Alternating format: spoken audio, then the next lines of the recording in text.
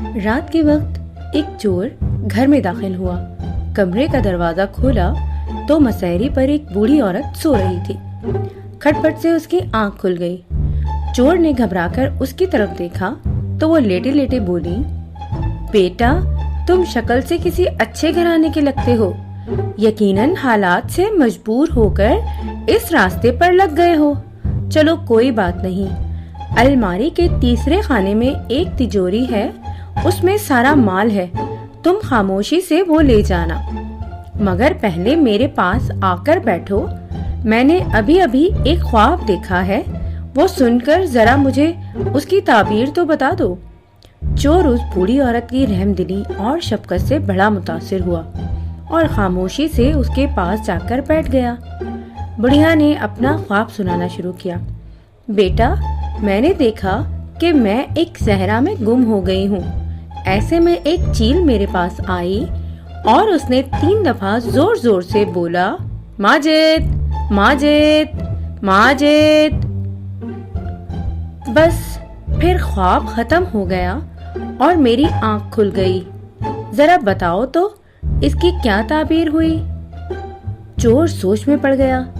इतने में बराबर वाले कमरे से बुढ़िया का नौजवान बेटा माजिद अपना नाम जोर जोर से सुनकर उठ गया और अंदर आकर चोर की खूब ठुकाई लगाई। बुढ़िया बोली, बस करो, अब ये अपने किए की सजा भुगत चुका।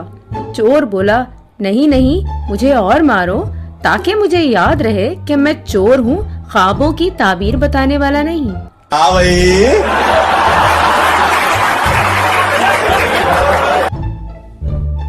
बैरूने मुल्क एक ट्रेन में एक पाकिस्तानी और एक इंडियन साथ साथ बैठे हुए थे और उनके सामने 2 लड़कियां बैठी हुई थी। एक खूबसूरत और एक आम सी थी। अचानक ट्रेन एक सुरंग में दाखिल हो गई और घुप अंधेरा छा गया और चट्टाख की एक सन्नाटेदार आवाज गूंजी। जब दोबारा रोशनी हुई तो इंडियन अपना सुर्ख गाल लिए निशाने हैरत बना हुआ था और चारों कुछ यूं सोच रहे थे। आम लड़की, जरूर इसने अंधेरे का फायदा उठाते हुए इस खूबसूरत लड़की को छेड़ा होगा और इसने इसे थप्पड़ जड़ दिया होगा। खूबसूरत लड़की, इसने मुझे छेड़ने की कोशिश की होगी मगर अंधेरे में गलती हो गई होगी और आम लड़की से थप्पड़ खा लिया। इंडियन, पंगा इस पाकिस्तानी ने लिया होगा लेकिन अंधेरे में चमाट मुझे पड़ गई। पाकिस्तानी, या अल्लाह, एक सुरंग हो रहे ता एदा दूजा पासा भी लाल करा।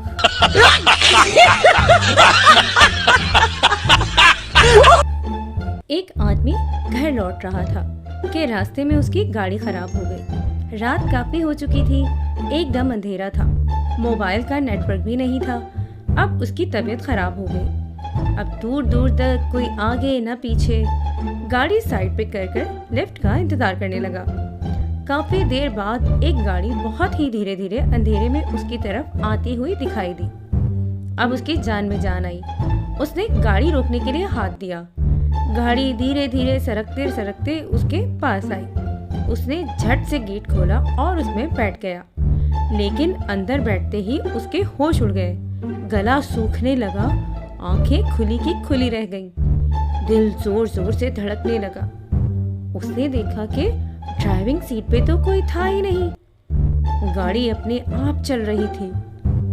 एक तो रात का अंधेरा, ऊपर से इतना खतरनाक मंजर। उसकी समझ में नहीं आ रहा था कि मैं क्या करूं, बाहर जाऊं या अंदर ही रहूं। वो कोई फैसला करता कि रास्ते में एक मोड़ आ गया।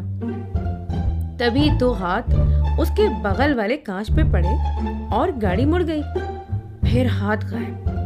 अब तो उसकी सिट्टी और गुम हो गई। मन ही मन आयतल कुर्सी शुरू और अंदर ही रहने में भलाई समझी। गाड़ी अंधेरे में रुक रुक कर धीरे धीरे आगे बढ़ रही थी। तभी सामने पेट्रोल पंप नजर आया। अब गाड़ी वहां जाकर रुक गई। उसने राहत की सांस ली और गाड़ी से उतरकर भागा। पेट्रोल पंप पर लगे कूलर से पानी पिया। इतने में उसने देखा कि एक आदमी ड्राइविंग सीट पर बैठने जा रहा है। वो दौड़ते हुए इसके पास गया और बोला, इस गाड़ी में मत बैठो, मैं इसी में बैठ कर आया हूँ, इस गाड़ी में भूत है। उस आदमी ने उसके गाल पर एक जोरदार तमाचा मारा और कहा, अरे तू कब बैठा इस गाड़ी में? तभी मैं सोचूं गाड़ी अचानक से इतनी भारी कैसे हो गई। मेरी गाड़ी में पेट्रोल खत्म था तो 5 किलोमीटर से धक्के मारता हुआ ला रहा हूँ।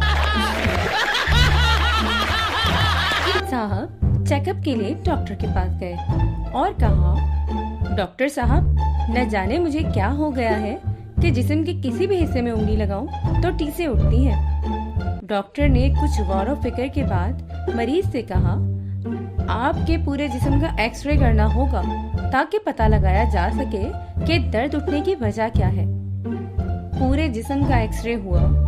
डॉक्टर ने तमाम एक्सरे चेक करते हुए मरीज को तसल्ली दी, फिक्र की कोई बात नहीं, आपकी उंगली में फ्रैक्चर है।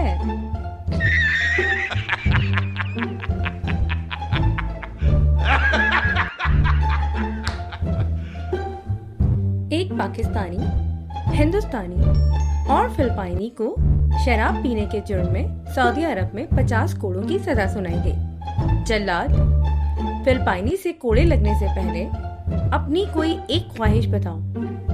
जनाब, मेरी कमर पर एक तकिया बांधकर कोड़े लगाए जाएं। ख्वाहिश पूरी की गई। जल्लाद हिंदुस्तानी से, कोड़े लगने से पहले अपनी कोई एक ख्वाहिश बताओ। जनाब, मेरी कमर पर 2-2 तकिए बांधकर कोड़े लगाए जाएं। ख्वाहिश पूरी की गई। जल्लाद पाकिस्तानी से, कोड़े लगने से पहले अपनी कोई एक ख्वाहिश बताओ। जनाब, मेरी 2 ख्वाहिशें हैं, अगर दोनों पूरी करते हैं तो ठीक, वरना एक की भी जरूरत नहीं। जल्लाद नाक मुंह चढ़ाते हुए, अच्छा, तुमसे मुझे हमदर्दी है, 2 बता दो। जनाब, मुझे 50 के बजाय 100 कोड़े मारे जाएं। जल्लाद ने हैरानी और परेशानी में पूछा, और दूसरी? जनाब, मेरी कमर पर इन दोनों को बांधकर कोड़े लगाए जाएं।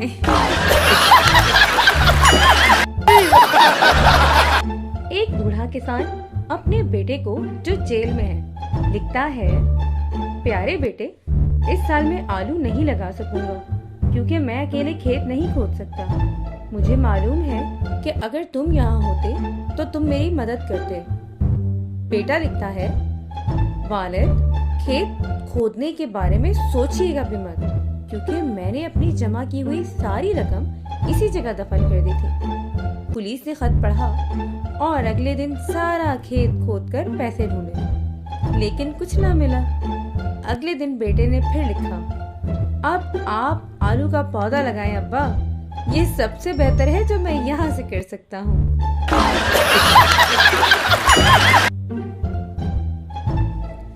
नई खूबसूरत और जवां सारा पड़ोसन मोहल्ले में आबाद हुई थी। 3 छोटे छोटे बच्चे थे। शौहर शक्ल ही से खुरान और बदमिजाज लगता था। पड़ोसन की सूरत देखकर ही मोहल्ले के मर्दों की तमाम तर हमदर्दियां खातून के साथ हो गई। खातून ने आहिस्ता आहिस्ता मोहल्ले के घरों में आना जाना शुरू किया। राना साहब और मिर्जा साहब को अपनी अपनी बेगमात के तवज्जुह से पता चला कि नई पड़ोसन का शौहर तुंदखू और शकी है। खातून शौहर से काफी डरती है। ये सुनते ही दोनों मर्द हजरात की निगाहें आसमान की तरफ उठ गईं। दिल ही दिल में शिकवा कर लिया कि या अल्लाह, कैसे कैसे हीरे नाकदरों को दे दिए हैं। एक दिन नई खूबसूरत पड़ोसन सब्जी वाले की दुकान पर राना साहब को मिली। खुद ही आगे बढ़कर सलाम किया। राना साहब को अपनी किस्मत पर नाज हुआ। खातून ने कहा कि राना साहब, बुरा ना माने तो आपसे कुछ मशवरा दरकार है। राना साहब खुशी से बावले से हो गए। खातून ने आम घरेलू औरतों की तरह भाई साहब कहने के बजाय राना साहब कहा था। राना साहब ने दिली खुशी छुपाते हुए निहायत मतानत से जवाब दिया, जी फरमाइए। खातून ने कहा, मेरे शौहर काम के सिलसिले में अक्सर शहर से बाहर रहते हैं। मैं इतनी पढ़ी लिखी नहीं। बच्चों के स्कूल के एडमिशन के सिलसिले में रहनुमाई दरकार थी।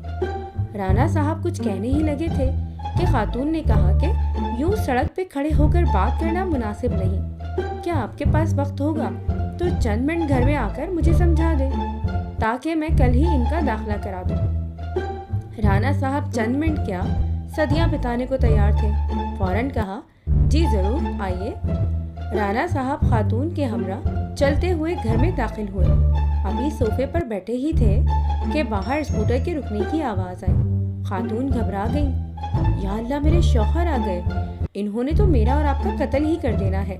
वो कुछ भी नहीं सुनेंगे। एक काम कीजिए, ये सामने कपड़ों का ढेर है, आप ये नीला दुपट्टा पर बैठ जाएं और कपड़े इस्त्री करना शुरू कर दें। मैं कह दूंगी कि इस्त्री वाली मासी काम कर रही है। राना साहब ने गाड़ा और इस्त्री करने लगे। 3 घंटे तक इस्त्री करते रहे, जब तक वो खुरान शख्स घर में मौजूद रहा। जैसे ही शौहर घर से बाहर गया, पसीने में शराबूर, थकन से चूर राना साहब निढाल कदमों से घर से बाहर निकले। जैसे ही बाहर निकले, सामने मिर्जा साहब आते दिखाई दिए। कितनी देर से अंदर हो? बोले, 3 घंटों से इस्त्री कर रहा हूँ। मिर्जा साहब ने ताज्जुब से देखा और बोले, जिस कपड़े के ढेर को तुमने 3 घंटे में इस्त्री किया है, कल मैंने ही 4 घंटे बैठकर धोए हैं। क्या तुम्हें भी नीला दुपट्टा ओढ़ाया था? एक शख्स ने 2 निकाह किए और दोनों के साथ बड़ा इंसाफ का मामला करता था। तकदीर का फैसला, दोनों ही बीवियों का एक ही वक्त में इंतकाल हो गया। शौहर ने इंसाफ के तकाजे से चाहा एक ही वक्त में दोनों को गुस्ल दिया जाए। चनाचे उसने 2 गुस्ल वालियां बुलवाई कि दोनों को एक ही वक्त में गुस्ल दिया जाए। फिर दफन के लिए घर से एक ही वक्त निकालने का इरादा किया। इत्तेफाक से घर का एक ही दरवाजा था। चनाचे दरवाजा बनाने वाले को बुलाया और दूसरा दरवाजा बनवा कर एक ही वक्त में दोनों को निकाला और दफन करके अपने इंसाफ पर अल्लाह की तारीफ की कि उसने इंसाफ की तौफीक दी। एक रात एक बीवी को ख्वाब में देखा। वो कह रही थी, मैं आपसे नाराज हूँ, अल्लाह आपको माफ नहीं करेगा। शौहर ने कहा, अल्लाह की बंदी, लेकिन क्यों? उस बीवी ने कहा, आपने दूसरी बीवी को नए दरवाजे से निकाला और मुझे पुराने से।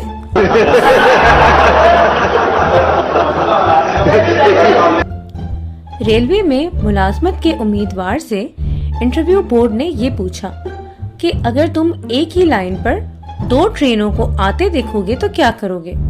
उम्मीदवार ने जवाब दिया कि मैं कांटा बदलने वाले को खबर दूंगा।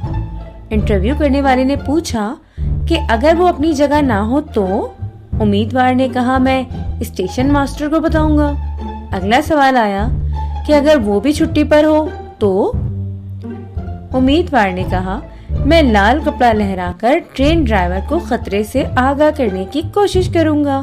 सवाल हुआ कि अगर लाल कपड़ा भी ना मिले तो? नौकरी के उम्मीदवार ने कहा, इस सूरत में मैं अपनी खाला को फोन करूंगा कि फौरन पहुंचे। इंटरव्यू करने वाले ने हैरत से पूछा कि तुम्हारी खाला वहाँ क्या करेंगी? उम्मीदवार ने कहा कि कर तो वो कुछ नहीं सकेंगी, लेकिन उन्हें ट्रेन की टक्कर देखने का बहुत शौक है। खत्म। Bye bye, tata, goodbye, गया।